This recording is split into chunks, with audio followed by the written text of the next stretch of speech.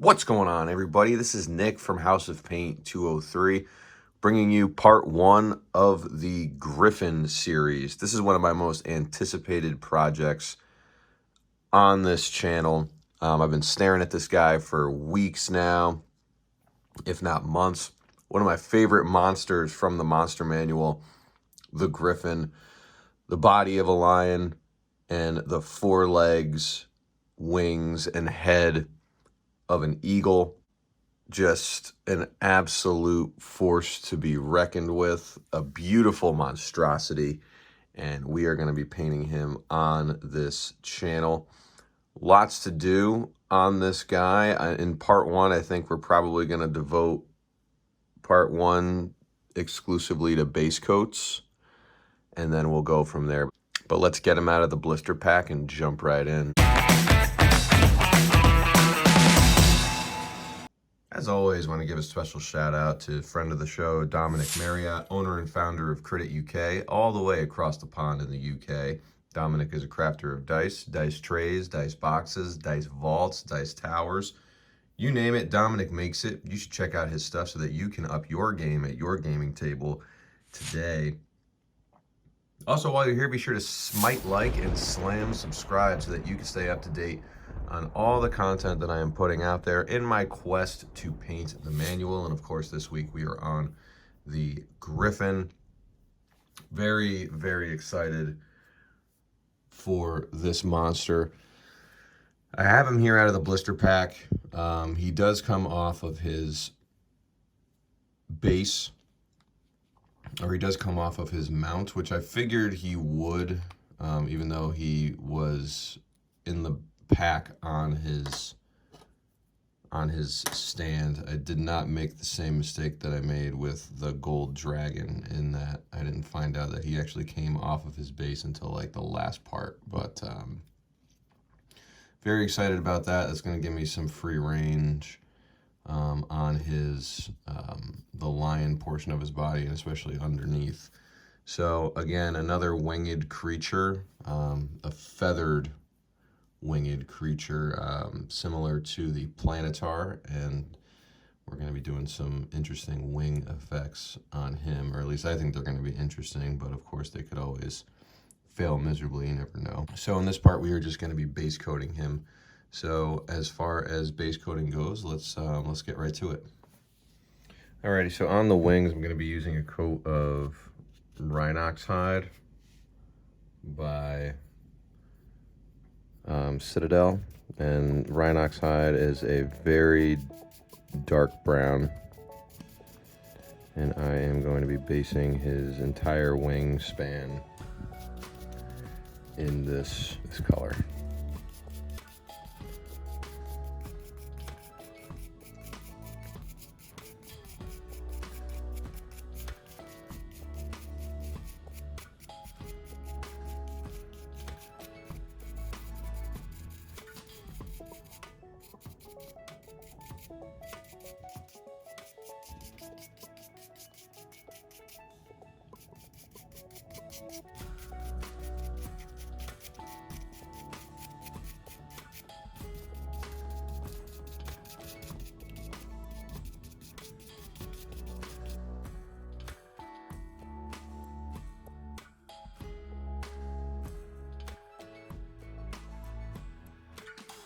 But not a very large miniature. I mean, like when you think about a standard mini, like one that you would use for, you know, your player character or something like that. Yeah, it's obviously got some size on it, but as far as the monsters that I've been painting on this channel and the monsters that I like to paint, it's relatively small. Alright, so his wing is, that upper wing is done.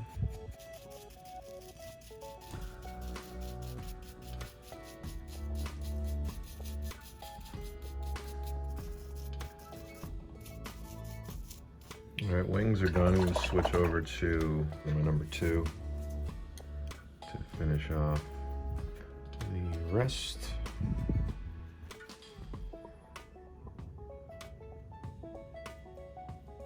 And it's just underneath.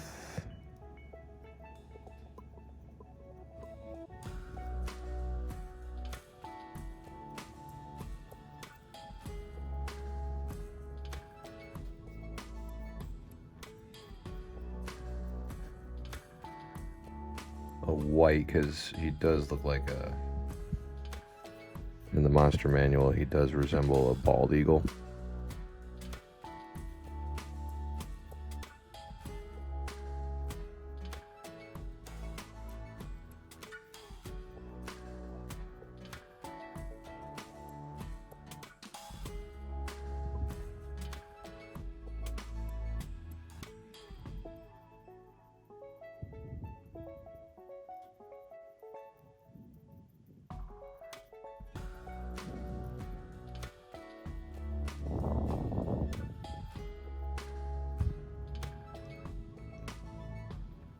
So I'm getting into like the lion area of his body. But I do, you know, as this is like one monster, I do want there to be like some kind of cohesion there, so.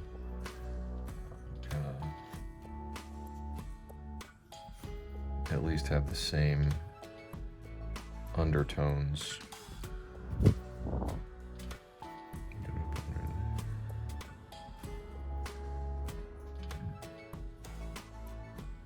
Also gonna get his tip of his tail.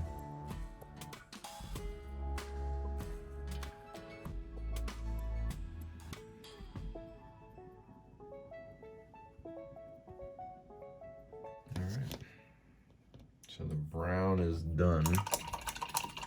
Or the wings and majority of the eagle body is done, but I'm going to go back in obviously with highlights. But I think what I'm going to do now is I'm going to get the lion portion of his body. All right, and as a base coat on the lion portion of his body, I'm going to be using khaki.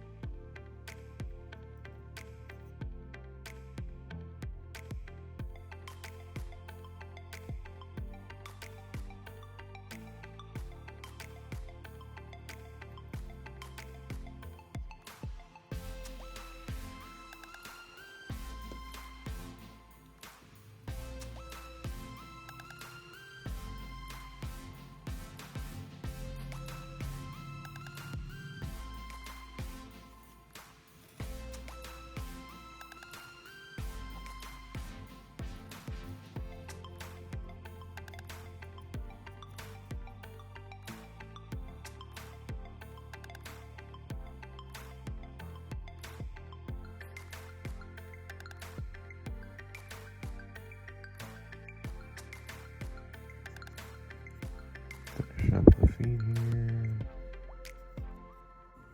Get up on his tail.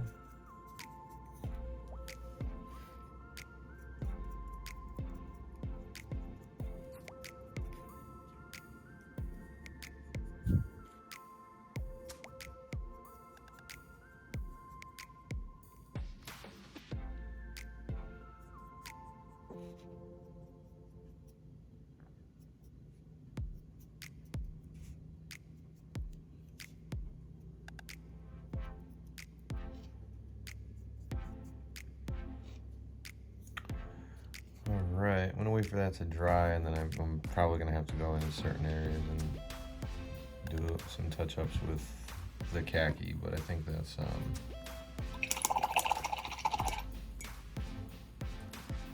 pretty good for now.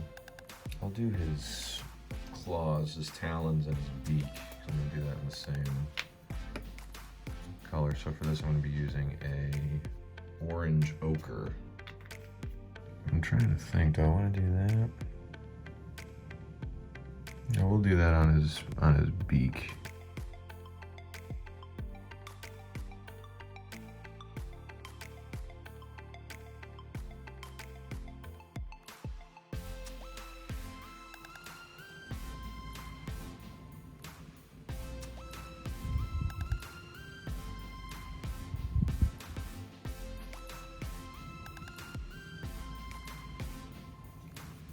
I think I'm gonna go back to the Rhinox hide actually as a base coat on his talons.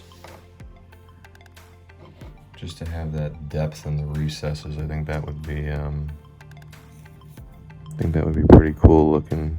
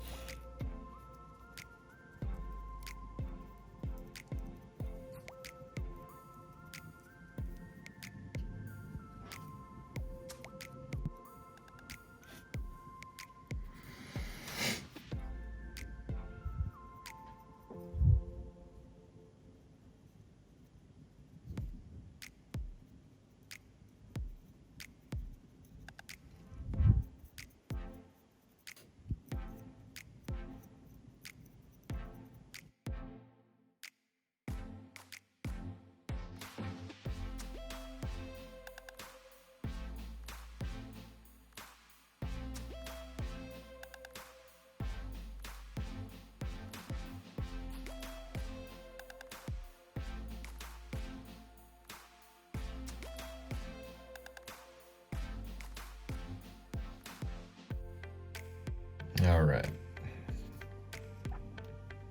I think that'll look good once it's done. I'm gonna be going onto his face here. I'm gonna use a mixture of heavy blue gray and bone white.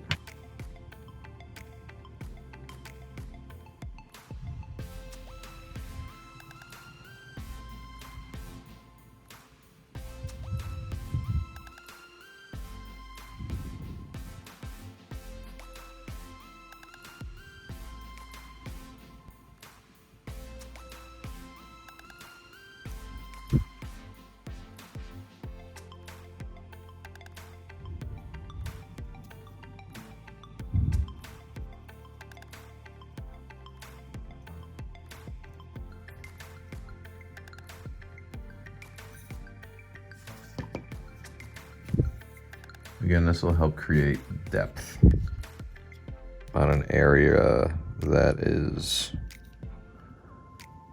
going to be in large part white once we're done here, once we're done with it.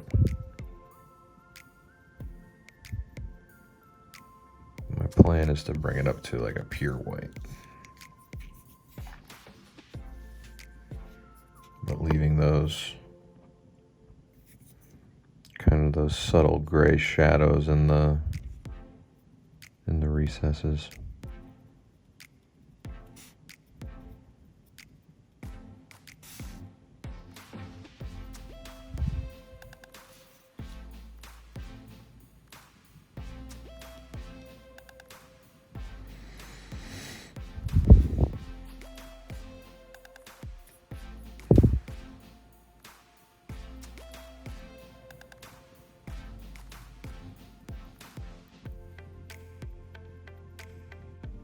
That works for me. Now let's just take care of his mouth, on the inside of his mouth here. I'm gonna go in on his mouth with rosy shadow. I might use an ink on the inside of his mouth as well at some point, but as a base I'm gonna use rosy shadow here. Probably should have done this before I did the beak.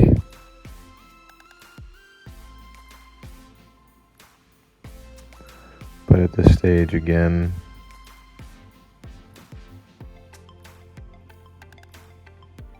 there's a larger margin for error than later in the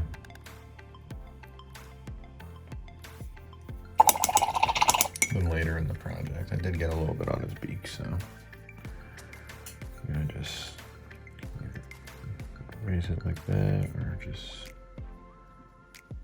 touch up the ochre.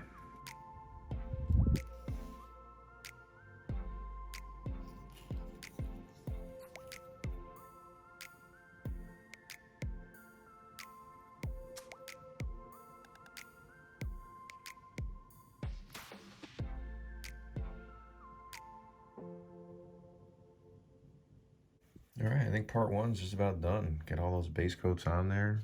All right, thank you for joining me for part one. We have all of our base coats on, excluding the eyes and talons and claws. In part two, we're going to be applying some mid-tone highlights, and I may do a wash in a couple little places, such as his beak specifically. And then, of course, we will bring him to life officially in part three.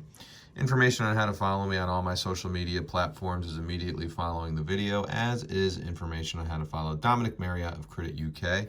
Thank you for watching, and I'll see you for the next one.